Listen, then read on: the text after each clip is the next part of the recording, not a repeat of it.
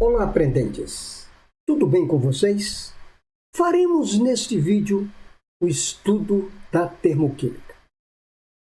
Caso venha gostar deste vídeo, não se esqueça de inscrever-se no canal Abrigo da Química. Clique no sininho, que é para ser avisado de novos vídeos, bem como compartilhe com o seu colega. Mas o que vem a ser mesmo a termoquímica? Termoquímica é a parte da química que estuda as transformações de energia, especialmente o calor, que acompanha as reações químicas e as mudanças de estados físicos das substâncias.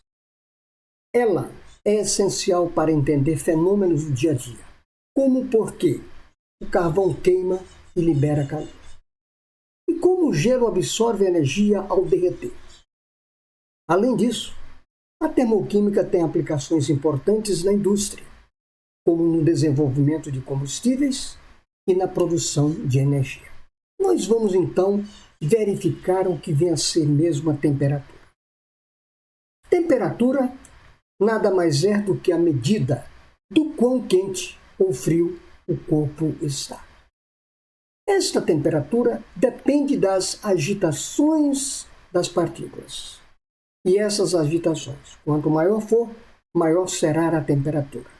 Ela irá produzir energia. Esta energia tem a capacidade de transferir calor ou até mesmo de realizar trabalho. Quando houver transferência de calor, nós estamos fazendo a alusão à termoquímica. Quando houver a realização de trabalho, nós estamos fazendo alusão à termodinâmica. Nesta aula faremos estudo apenas da transferência de calor, que trata-se da termoquímica. A energia, ela pode ser uma energia cinética, que definimos como sendo uma relação entre a massa e o volume elevado ao quadrado. Quanto maior a massa, maior a energia cinética. Quanto maior for a velocidade destas partículas, maior será a sua energia cinética. Portanto, massa e velocidade são grandezas diretamente proporcional à energia cinética. Nós temos a energia gravitacional, que é definida como sendo a massa vezes a aceleração da gravidade vezes a altura. Observe que estas unidades, massa, aceleração da gravidade e altura, são grandezas diretamente proporcional ao potencial gravitacional. A energia potencial elétrica é definida como sendo uma constante que multiplica as cargas entre os seus ligantes dividido pelo seu raio. Nós podemos também ter a energia química, que nada mais é do que a energia existente nas ligações químicas. E para concluir, a energia térmica. A energia térmica é o calor. Este calor poderá ser medido em calorias ou poderá ser medido também em joules. Joules é o sistema internacional. Para fazer as devidas conversões, isto vai depender da questão, nós temos que saber que uma caloria é igual a 4,185 joules.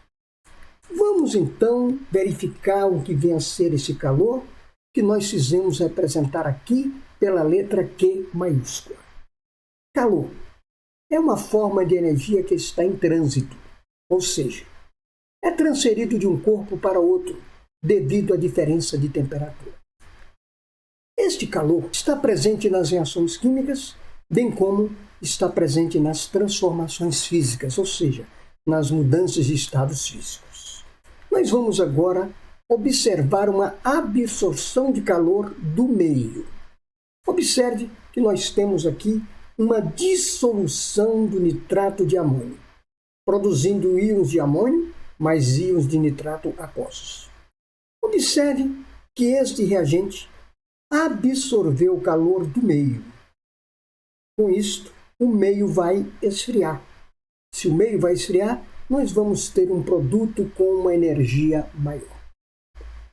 Observe que o meio terá uma sensação de resfriamento. Observe que o produto apresenta uma quantidade de energia maior do que o reagente. Dizemos então que este calor absorvido nós chamamos de entalpia. E esta entalpia é representada como sendo uma absorção de calor e cujo seu ΔH passa a ser maior do que zero. Dizemos então que esta reação é do tipo endotérmica, reação que absorve calor. Seu produto terá energia ou entalpia maior do que o reagente. Mas poderemos ter o caso inverso, a liberação de calor. Se a reação libera calor para o meio, ou seja, esse calor é que nós chamamos de entalpia, nós dizemos então que esta reação perdeu o calor para o meio. Se perdeu o calor, nós temos uma sensação de aquecimento no meio potencial. Esses produtos têm uma entalpia menor do que os reagentes. Daí, nós podemos dizer que a reação é do tipo exotérmica, onde houve liberação de calor e o ΔH, que é a variação da entalpia, é sempre menor do que zero. Vamos então verificar que o calor é chamado de entalpia. Vamos verificar então as transformações físicas, que são mudanças que ocorrem na matéria sem alterar a sua composição química. Nós temos aqui os 3 estados físicos da matéria: sólido, líquido e gasoso. Quando eu forneço energia para o sólido, esse sólido vai absorver energia e vai produzir o líquido. Observe que o produto terá uma energia maior do que o reagente. Se eu forneço energia ao líquido, esse líquido vai transformar em um gás. Logo, o gás terá uma energia maior do que o líquido. Neste sentido, nós temos então que o sistema está recebendo energia, está absorvendo energia. E se está havendo absorção de energia, eu digo que este sentido é o sentido endotérmico, sentido que absorve energia em forma de calor. Pensando no sentido inverso, eu tenho gás, ao transformar em líquido, ele está perdendo energia. Se ele perde energia, o líquido tem energia menor do que o gás. Daí está havendo uma liberação de calor do gás. E se o líquido transforma em sólido? Observe que o líquido terá que perder energia para transformar em sólido. Eu digo então que o líquido está liberando energia. Neste caso, nós temos aí a energia nesse sentido negativo. Logo, temos o sentido exotérmico, que é o sentido de liberação de energia, que é o mesmo que liberação de calor. Esta energia, que nós chamamos de entalpia, nada mais é do que o calor liberado ou absorvido pela reação química. Vamos verificar então o calor da reação. Nós temos aqui a reação endotérmica, que é aquela que absorve energia, absorve calor. Nós temos a reação exotérmica, é a reação que libera energia, é uma reação que libera calor. Esta é a relação entre um sistema endotérmico e exotérmico. Vamos então verificar o que vem a ser uma reação endotérmica, aquela que absorve energia, ou seja, aquela que absorve calor. Nós temos aqui um reagente. Esse reagente vai absorver calor do meio. Ele vai ganhar calor. Ele vai produzir, então, um produto com uma energia maior do que o reagente. Isso porque o reagente, ao absorver calor, foi transformado em um produto com uma quantidade de energia maior. Eu digo, então, que o meio perdeu o calor para a reação. Logo, a entalpia do produto é maior do que a entalpia dos reagentes. Daí eu posso concluir que a variação da entalpia é sempre a entalpia do produto menos a entalpia dos reagentes. Como a entalpia do produto é maior do que a entalpia dos reagentes, eu posso concluir que a variação da entalpia é maior do que zero. Isto se trata de uma reação do tipo endotérmica. A reação endotérmica é uma reação química que absorve a energia da vizinhança na forma de calor. Isso significa que durante o processo, a temperatura do ambiente tende a diminuir, pois o calor é absorvido pela reação. Um bom exemplo. Uma reação endotérmica é a dissociação do nitrato de amônio. Eu tenho aqui o nitrato de amônio mais água. Quando eu coloco o nitrato de amônio mais água, este sal irá ser dissolvido.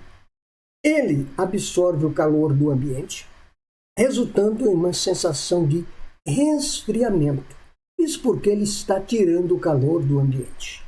Nós escrevemos então assim a equação química. Nitrato de amônio mais água, mais o calor. De onde veio o calor? Veio do meio.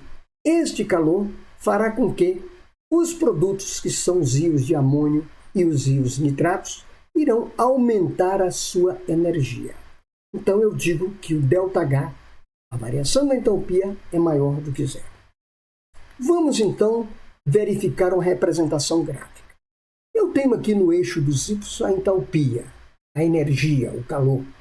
No eixo do X eu tenho o caminho da reação. Eu saí do reagente e cheguei no produto. Observe que o reagente tem uma energia menor do que o produto. Isto significa dizer que o reagente, ao receber energia do meio, passou a produzir um produto com energia superior ao reagente. Daí eu digo que este intervalo representa a variação da entalpia e esta variação sempre é a entalpia do produto menos a entalpia do reagente. Como a entalpia do produto é maior, então qualquer número maior menos o menor vai dar um valor positivo. Eu digo então que esta reação é do tipo endotérmica. Vamos agora verificar uma reação exotérmica, aquela que libera calor. Eu tenho aqui um reagente. Esse reagente vai liberar calor para o meio. Se vai liberar calor para o meio, o produto vai ter uma energia menor do que o reagente, porque o reagente perdeu calor para o meio. Eu digo então que o sistema vai ter uma sensação de estar quente. Por quê? Porque a reação está perdendo calor para o meio. Eu digo que a entalpia do produto, neste caso, é menor do que a entalpia do reagente. Logo, podemos chegar à seguinte conclusão, que a variação da entalpia é a entalpia do produto menos a entalpia do reagente.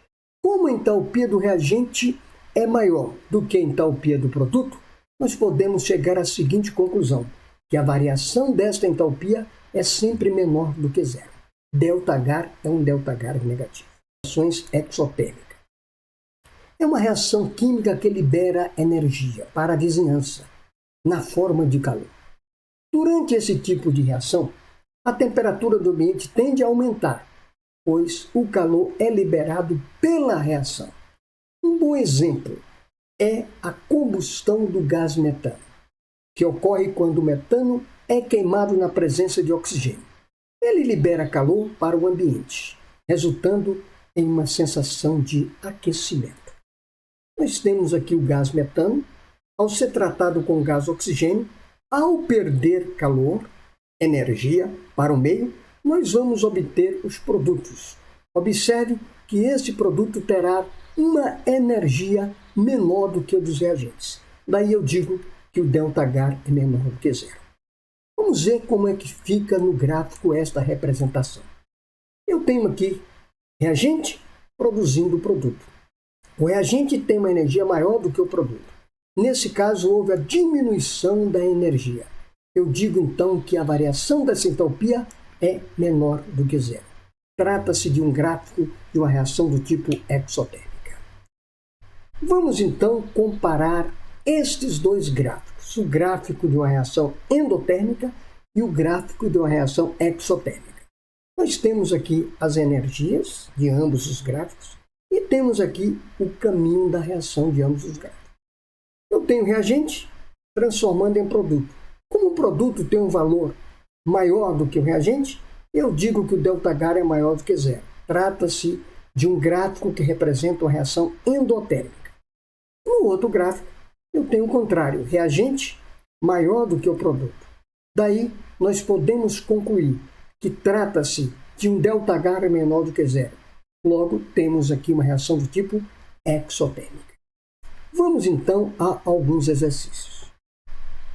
No Brasil, é um dos países líderes em reciclagem de latinhas de alumínio. O alumínio usado na fabricação dessas latas pode ser obtido a partir da eletrólise ígnea, na ausência de água, de Al2O3 na presença de criolita, que é o meu catalisador. A equação simplificada da reação eletrolítica de Al2O3 é: nós temos aqui a reação química totalmente balanceada. Vamos só confirmar. Eu tenho 2 alumínios do primeiro membro, eu tenho 2 alumínios do segundo membro. Eu tenho 3 oxigênios no primeiro membro, eu tenho 1/2 de oxigênio no segundo membro. 1/2 vezes 2 dá 3, então a reação está balanceada. Observe que meu ΔH é um ΔH positivo. Trata-se de uma reação do tipo endotérmica. O ΔH é 1650 kJ/mol-1. De acordo com o exposto, pode-se afirmar que... Vamos então fazer análise das alternativas. Letra A.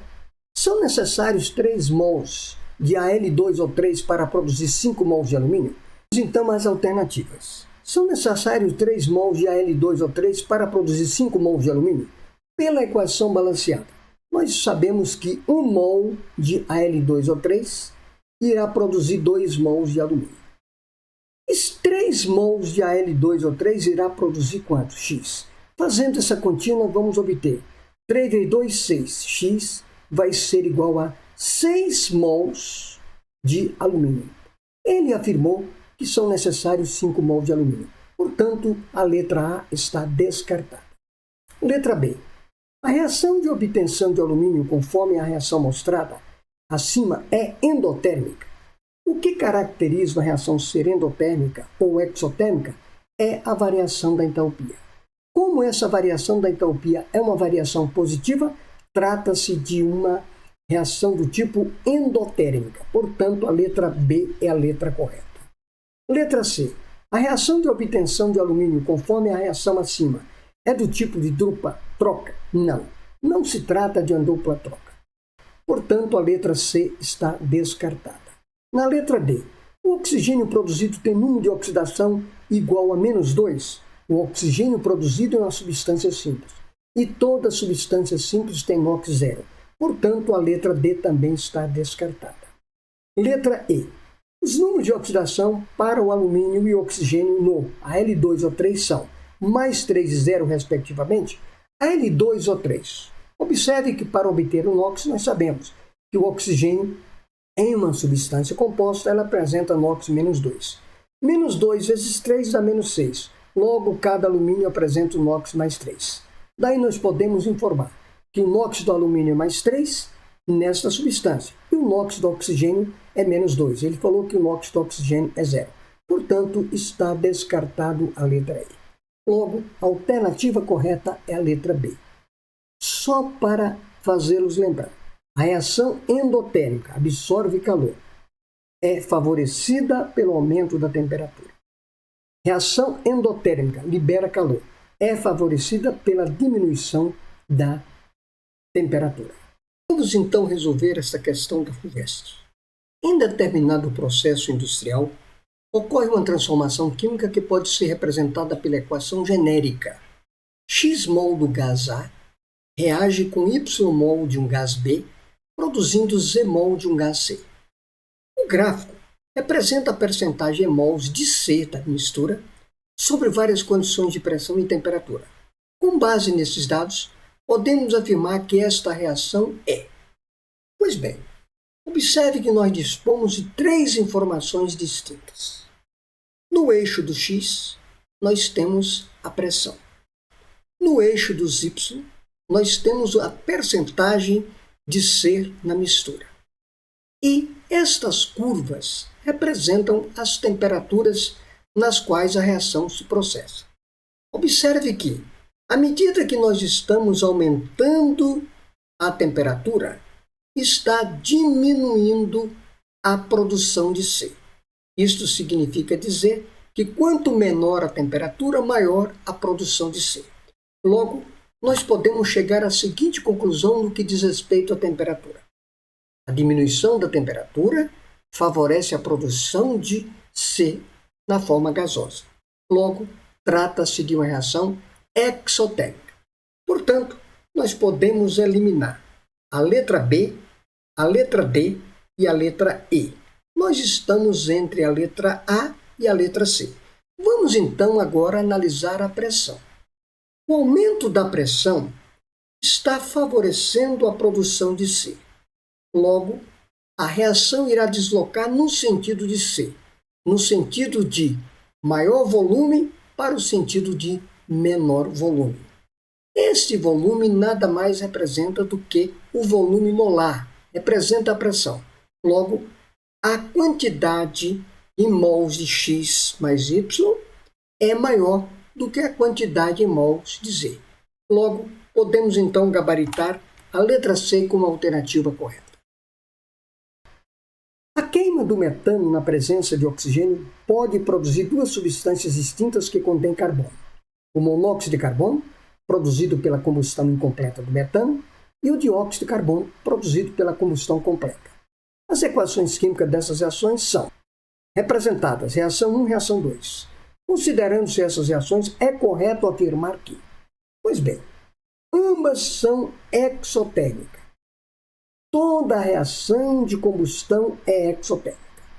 Daí, nós podemos descartar a letra B, porque falou em endotérmica, podemos descartar a letra C, porque falou em endotérmica. Estou entre a letra A e a letra B. Na letra A, ambas são exotérmicas, e a quantidade de calor liberado em um é menor do que a quantidade de calor liberada em 2. Como trata-se de uma combustão incompleta, o calor produzido é menor do que a da combustão completa. Portanto, podemos gabaritar com certeza a letra A. Ambas as reações liberam calor, ou seja, são exotérmicas.